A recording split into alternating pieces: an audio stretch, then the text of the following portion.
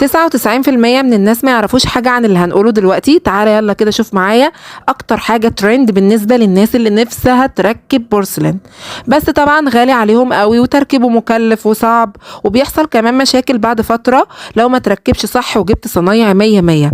دلوقتي هقولك اختراع عظيم للأرضيات، هتوفر فلوسك ووقتك مع المنتج ده اللي هو ايه؟ بديل البورسلين، سيراميك جليز.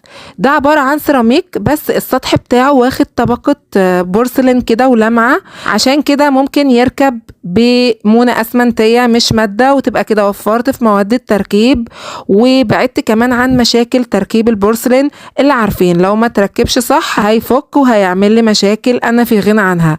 واخدت كمان نتيجة في الشكل والجودة، بورسلين 100%. اهم حاجة تشجعوني ولايك وشير وفولو بقى ليا. نخرج من الفيديو نقول وداعا لغلاء اسعار الخامات، و